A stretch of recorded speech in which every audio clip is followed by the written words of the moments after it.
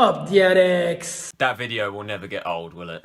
So people, how are you all doing? And welcome back to another match reaction. It finished at Stadium MK last night. Milton Keynes Dons 0, Charlton Athletic 1. For once, we finally get a match reaction where I'm positive and upbeat, but probably in a couple weeks' time, we'll be back to screaming and shouting and slagging off Lee Bowyer. But for now, we will stick to the positive stuff, as Charlton did come away with a very good result, a 1-0 win over MK Dons. Not the most glamorous performance, not the greatest game of football, but it was a good graft. The players put in a good shift, a very similar performance to our unbeaten run earlier on in the season. So as ever, with these match reactions, we will start off by talking about the starting 11 for both teams. Starting off with my team, Charlton Athletic, away from home. We went with a flat 4-4-2 with, as usual, Ben Amos in goal. Matthews at right back. Chris Gunter and Deji Oshilaja retained their centre-back spots, with Ben Purrington coming into the team due to Ian Martson being out of a slight injury. The midfield four was Darren Prstley, Andrew Shinnie getting his first start since returning from injury, Jake Forster-Caskey and Liam Millar, and the front two was Conor Washington and Jayden Stockley, who made his first start for the club after joining from Preston North End on loan. So yes, there were 4 changes to the squad, and I know a lot of fans have been criticising Bowyer for the constant rotation of the squad, but I didn't mind the lineup one bit. It seems that Bowyer has sussed out the partnerships going forward. He has Washington and Stockley as one partnership and Aneke and Schwartz as the other. And to be fair, those two really work together. Those two combinations are really good combos.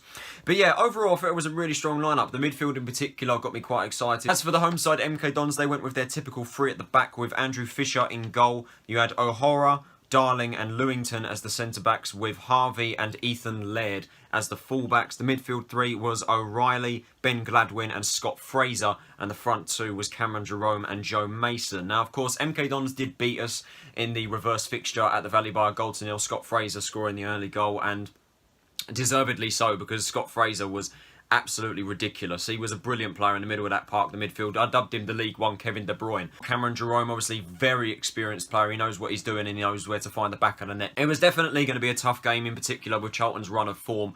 We needed to get the win today, and MK Dons was certainly going to give us a good test. In terms of the first half, we have to say it was fairly similar to the game against Peterborough in that we looked good and kept MK Dons out for the vast majority of the first half. They didn't really have all that many opportunities, but we did play some good football. We moved the ball quite nicely. In particular, that first 25 minutes, we were absolutely flying, and we had some decent attempts on goal. Jayden Stockley forced a good save out of Andrew Fisher when he got put through. I think it was a goal kick or something, or they tried to play it out from the back to one of their midfielders. Prstley put him under pressure, intercepted the ball, then Washington got it, put Stockley through on goal. He had a couple of options around him, but he chose to have a go, and it was a fairly decent effort, but a good save from Fisher. We were constantly harassing MK Dons' back line. They would get forward and we'd constantly apply the pressure. We were cutting out passes, and eventually we did take the lead in the 18th or so minute, as a goal kick was intercepted by Charlton. I think it was through Shinnie or someone on the right hand side, I'm not entirely sure. Flicked on brilliantly by Jayden Stockley towards Conor Washington on the right hand side.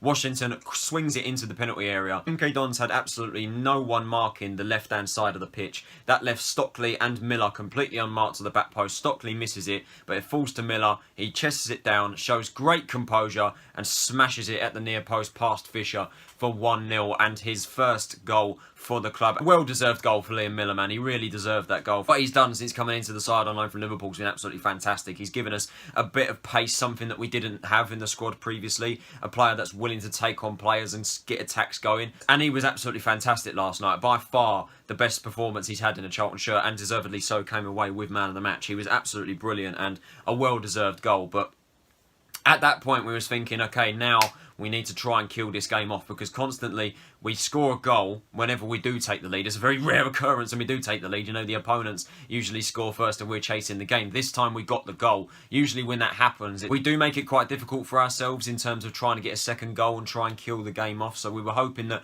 we were going to do that. And from the way that it was going, we looked set to do that. But after we scored, we did let MK Dons grow into the game slightly. We let them have a lot more of the ball. And when they had a lot more of the ball, obviously they got attacks going. They did have a fairly good effort on the edge of the area when they had a shot. It took a deflection off Oshilaja and it went out for a corner. Obviously against Swindon on Saturday, we had a deflected goal that come off Oshilaja and went in, so we were a bit paranoid with that, but thankfully the deflection saw it go straight out for a corner. And I think it was actually from the resulting corner where they swung it in on the right hand side on the left foot two players just steamed into the front post completely unmarked, and one of them, I don't know who it was, won the header and hit the post. So MK Dons very nearly drew back level there. Charlton did look very vulnerable from set pieces. We looked very, very vulnerable. And to be fair, long balls in general, but we were able to deal with it for the most part. And MK Dons didn't really have that many opportunities that really threatened us. Amos was fairly untested in that first half. But yeah, that's how the first half ended. MK Dons 0, Charlton Athletic 1. A fairly positive display. As I said, similar to the Peterborough game, a fairly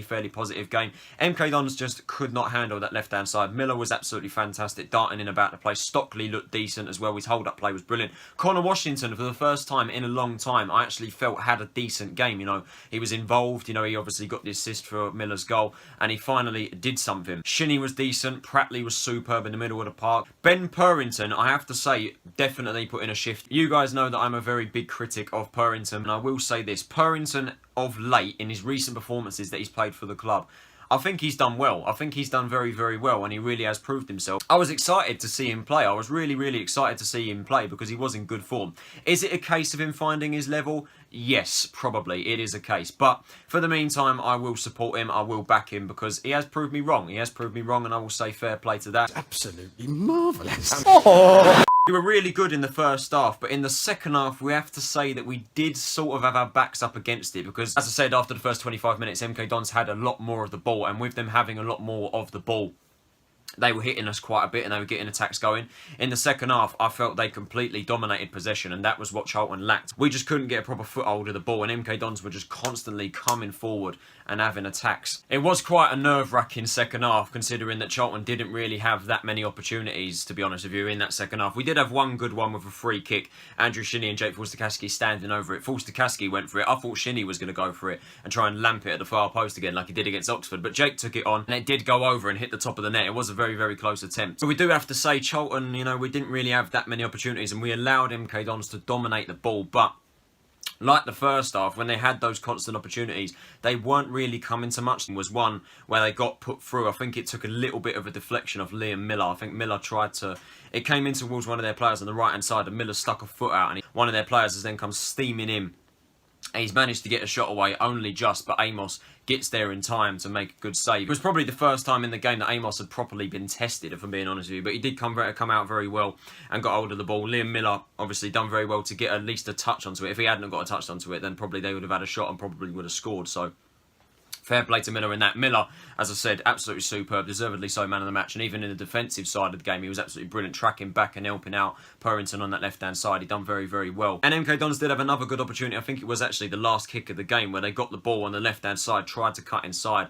They had a shot on the right foot. I think it did take a deflection, flew over, and I think it hit the roof of the net, and then the resulting corner came in, we cleared it, and then it was the full-time whistle. I'm pretty sure that's how it went anyway, but I remember them having that opportunity where they had the shot, it was deflected, and it only just missed. I remember sitting there watching it like they could very well have scored from that last attack, but thankfully they didn't, and that was how the game ended. Charlton holding on to a 1-0 victory. Another gritty performance from the Addict. We had 9 shots, 3 on target, compared to MK Dons' 14 and 4 on target. MK Dons dominated possession. They had 70% possession of the ball. As I said, in the second half, we really could not get a foothold of the ball properly. We couldn't have decent spells of possession. But with MK Dons obviously having in 14 shots, and they had a lot more shots than us, as I said, they didn't really threaten us that much. You look at those stats, 14 shots, 4 on target, it just shows that they just didn't really threaten us. Charlton, you know, a third of our shots were on target in the entire game. We only had 30% possession, so definitely a very gritty performance, but everybody put in a very good shift. As I say, I'll say it again, Millar absolutely superb, Prstley bossed the midfield, Purrington unsung hero in the game, he was fantastic. Obviously with Gunter at centre back alongside Oshilaja, obviously with the centre back position being absolutely decimated right now, you'd think that there'd be problems there, but we held our own. We did very well. Amos fairly untested until the end of the game, but he did do very well when he was called upon. If you have a look at the league table following that result, we again retain our 6th place spot, but it is becoming very close to the top of the table. Everybody around us still has games in hand, but we're still in 6th. We're on 40 points now. We're not too far away from the top. As I've said in previous videos, had we taken advantage of our games in hand, we probably would be a lot higher than we are in the table. after this win last night against MK Dons, it's about now trying to build upon that. You know, we got a win against Bristol Rovers, and then we looked set to come away with a win against Peterborough, and then we threw it away for individual error, and the same thing against Swindon, you know, a game that we probably should have won. The problem with us right now is that we get a win and we can't get a second, and it's all about getting that second, and then moving on from there and going on another good run. Now, our next game, as I said on Saturday, is against Portsmouth, which is a huge game. We've tended to be Portsmouth's bogey side over the years. I don't think they've beaten us since like 2018 or something. We just got to go for it, man. We just got to go in at the Valley. We've got to turn up. It's going to be interesting to see what we're going to do in the transfer market. Obviously, the day after the Pompey game, I believe, is transfer deadline day, if I've got my dates correct. Yeah, I am right. So the day after Portsmouth is transfer deadline day, so we don't have long to bring in some players. But I do think we need a couple more bodies in there. I definitely think we need a winger and we need a midfielder. Obviously, there's still the centre-back debate going on, but I've basically just given up with that now because I don't think we're going to bring in a centre-back. I would like us to, but I don't think we're going to be totally honest with you. Obviously, if you've seen the news that's been going on lately, obviously it does look likely that Omar Bogle is set to leave the club on a permanent basis from what's been going on. With the addition of Jayden Stockley, Omar has completely fallen down the pecking order, so honestly, it doesn't surprise me at all that he does look set to be on the move. And another interesting one is that Paul Smith is being recalled by QPR. What do you guys think about that one? It's quite an interesting one, you know, because Smith definitely had his good moments. He definitely had some decent moments with us. But the thing is, he is a very easily replaceable player, you know. Again, like Bogle has fallen completely down the pecking order with the additions of Schwartz and Stockley and obviously Aneke and Washington already being there. One interesting thing is that it's not our decision to recall him. It was actually QPR's decision. So I don't really know what QPR's thinking behind that is. Are they giving him game time? Are they loaning him out again? Are they selling him? You know, it's interesting to see what they're going to do. But honestly, I'm not really fussed by Paul getting recalled. With Paul now being recalled, I definitely think that we need to replace him because that now leaves Liam Millar as our only recognised wide player. Hence why Andrew Shinnie was playing out on the right hand side in the flat 4-4-2. Millar was on the left, Shinnie was on the right. So obviously, with Smith being recalled, we definitely need to replacing him. There's still the rumour going around with Joel Randall. I'm not entirely sure if we're going to go back in for him. We had a fresh bid rejected the other day. £500,000 we offered has been rejected. Obviously, Exeter want double that. They want £1 million for him, which I do think is a bit steep considering that he's not played all too many games for League Two. Yes, he's done well, but he's not played a lot of game time. But to be totally honest with you, I say go for it. Let's put our foot down. Let's stamp our authority in this league and let's make this signing because Randall probably will be worth double that in 12 months' time, you know. So I definitely say we should go back in for him and we should just offer what Exeter want and get him in through the door because he does look like a very good young and up-and-coming player that certainly has a lot of potential in the game and we can definitely help him do that. But it's going to be interesting to see what we do in the transfer window. I'm looking forward to seeing who we bring in. And I'm also looking forward to the game at the Valley on Saturday against Portsmouth. So that is it for this match reaction, guys. I hope you guys did enjoy it. If you did, can you possibly leave a like, subscribe if you're new around here, and turn on those post notifications so you're notified every time I post a new video. What do you guys think of the game? Let me know in the comments below. Finally, a positive match reaction for once. I know I've been screaming and shouting in my previous match reactions, but it feels good to do a match reaction knowing that we have won a game. What do you guys think about Omar Bogle and Paul Smith leaving? Let me know in the comments below. Who do you think we should bring in the transfer window? What positions? Which players? Let me know. This has been Tyler Rolinson. Have a nice day, and I will see you all on Saturday for that all-important match against Portsmouth. Take it easy, stay safe, and I'll see you all later.